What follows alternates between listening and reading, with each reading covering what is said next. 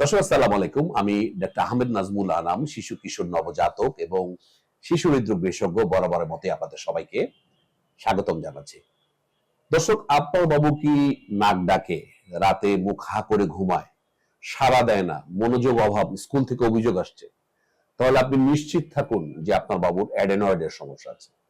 মুশকিল হচ্ছে, আমি দেখেছি আমার চেম্বারে অনেক মা বাবা অ্যাডেনয়েড সম্বন্ধে ধারণাই নেই যে আসলে স্যার অ্যাডেনয়েডটা আবার কি। তো আপনাকে আমি জানাতে চাই, যাদের এই ধরনের উপসর্গ আছে তাদেরকে বুঝতে হবে তাদের অ্যাডেনয়েডের সমস্যা আছে।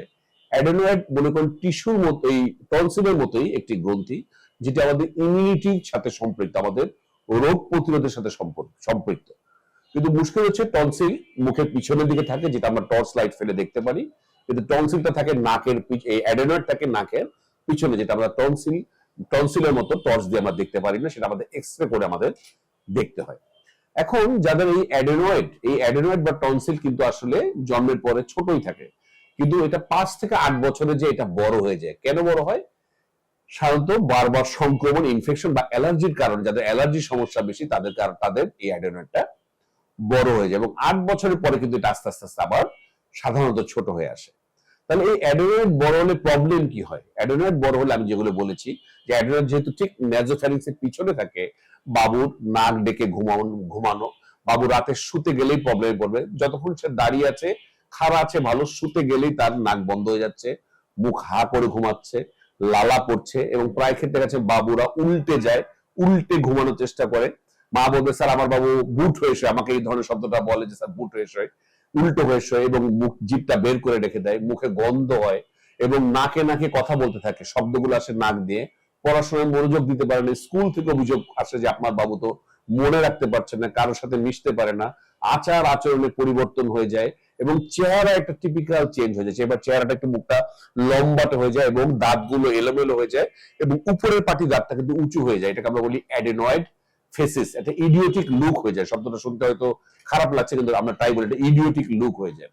এবং হচ্ছে আবার স্লিপ অ্যাপনিয়া, রাতের বেলা ঘুমাতে অসুবিধা হয়। প্রায় ক্ষেত্রে মা বলে, স্যার আমার বাবু তো সারা রাত এপাশ ওপাশ করে, এবং হঠাৎ করে ঘুম থেকে ঝাট করে রাতের বেলা ঘুম থেকে উঠে বসে পড়ে। এগুলো কিন্তু সবকিছু স্লিপ অ্যাপনিয়ার লক্ষণ, এবং অত্যন্ত ডেঞ্জারাস লক্ষণ। তাহলে বুঝতে হবে আপনার বাবুর নাক পুরো ব্লক হয়ে যাচ্ছে, শ্বাসনালী দিয়ে তারা মুখ নাক বাতাস পাস করতে পারছে না, এই জন্য তারা মুখ হা করে দমটা ছাড়ছে, এবং প্রায় ক্ষেত্রে তাদের দেখা যায় তাদের মুখ একটু গন্ধ হয়। সুতরাং এই ব্যাপারগুলো কিন্তু অত্যন্ত ডেঞ্জারাস, এবং দিনের পর দিন যদি এটা হতে থাকে, তাহলে কিন্তু তার পড়াশোনায় ক্ষতি হবে, তার মনোযোগ পারফরমেন্সে খারাপ হবে, তার সোশ্যালাইজেশনের প্রবলেম হবে, এবং তার আচার আচরণে কিন্তু প্রবলেম হচ্ছে। যে এডিএইচডি যেই ব্যাপারগুলো আমরা বলি, যে যার যে সমস্ত বাবুরা অত্যন্ত হাইপার থাকে, তাদেরকে আমরা দেখেছি টেস্ট করে, তাদের অনেকেরই কিন্তু এই এডিএইচডি বাবুগুলো অ্যাডেনয়েড বড় থাকে। তাহলে আমাদের সমাধান কি? সমাধান আমরা অবশ্যই বলবো যে ইএনটি ডাক্তারকে দেখানো, প্রয়োজনে ওষুধ দেওয়া, এবং নাকে স্প্রে দেওয়া। এই স্প্রেটাই নাক দিয়ে যাবে এবং এইটিকে স্কুইজ করে দেওয়ার চেষ্টা করবে। এর কিছু গ্রেডিং আছে, আমরা এক্সরে করে, একটা বিশেষ এক্সরে করে, টনসিলের মতো আমরা টর্চ ফেলে এটা বুঝতে পারি না, এটা একটা বিশেষ এক্সরে করে আমরা বুঝি। এটা গ্রেড 1, গ্রেড 2, গ্রেড 3, গ্রেড 4, এরকম 4টা গ্রেড আছে। আমরা বলি গ্রেড 2 পর্যন্ত মেডিকেলি বা ওষুধ দিয়ে ম্যানেজ, কিন্তু গ্রেড 3 বা গ্রেড 4 হলে সাধারণত অপারেশন লাগে। কিন্তু পুরো ব্যাপারটা আসলে ইএনটি ডাক্তারের উপর নির্ভর করছে। গ্রেড 1-এ উনি অনেক সময় চাইলে এটা করতে পারেন। কেন? কারণ অ্যাডেনয়েডের সবচেয়ে বড় ক্ষতি হয় যে কানে সমস্যা হতে থাকে। কানে যে এই অ্যাডেনয়েড গুলো কানের দুই পাশে চেপে ধরে রাখে, যার ফলে কানের পিছনে কিন্তু পানি জমে। অনেকেরই আমরা টেস্ট করে বলি যে কানের পিছনে পানি জমেছে, কানে ইনফেকশন হয়, বারবার কানে ইনফেকশন থাকে, এবং শ্রবণ শক্তির পার্মানেন্ট ড্যামেজ হয়ে যেতে পারে। সুতরাং এটা অত্যন্ত বিপজ্জনক, এবং একবার যদি কান শ্রবণ শক্তি নষ্ট হয়ে যায়, এটা কিন্তু আর ফেরত আসবে না। সুতরাং বুঝতেই পারছেন, যদি এনটি ডাক্তার বলে অ্যাডেনয়েডে অপারেশন হবে, তাহলে আপনাকে অপারেশন করতে হবে। প্রায় ক্ষেত্রে আমি দেখেছি মা বাবারা টাল বাহানা করেন, স্যার একটু দেখি, আপনি তো বলেছেন 8 বছর পরে যে ভালো হয়ে যায়। কিন্তু অপেক্ষা করতে গিয়ে কিন্তু আমি অনেককেই দেখেছি পার্মানেন্ট ক্ষতি হয়ে গেছে, এবং এই ক্ষতি কিন্তু ইরিভার্সিবল। এগুলো আপনার কানে এগুলো প্রবলেম করতে চেঞ্জ হবে না। অ্যাডেনয়েডের অপারেশন খুবই সামান্য ব্যাপার। আমি অ্যাডেনয়েডের অপারেশন একটা ভিডিও করব, পরবর্তী ভিডিওটা খেয়াল রাখবেন।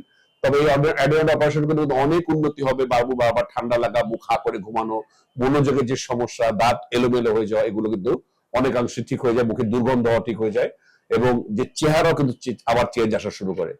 আমি বলবো দর্শক, প্রায় ক্ষেত্রে দেখেছি আমি, মা বাবারা বারবার বলেন, স্যার আমার বাবুর সারা বছর ঠান্ডা কাশি এবং মাসে 2বার করে জ্বর আসে, এবং সেই সমস্ত বাবুদের আমরা খুঁজে দেখেছি তাদের কিন্তু অ্যাডেনয়েড বড় আছে। তো আপনার বাবু যদি এই ধরনের প্রবলেম থাকে অবশ্যই আপনি একজন শিশু ডাক্তার বা একজন ENT ডাক্তারের সাথে যোগাযোগ করুন এবং প্রয়োজনীয় চিকিৎসা নিন, এবং অবশ্যই যদি প্রয়োজনে ডাক্তার বলেন অপারেশন করতে, অপারেশন করতে দ্বিধা করবেন না, তাহলে কিন্তু না হলে কিন্তু পার্মানেন্ট ক্ষতি হয়ে যেতে পারে।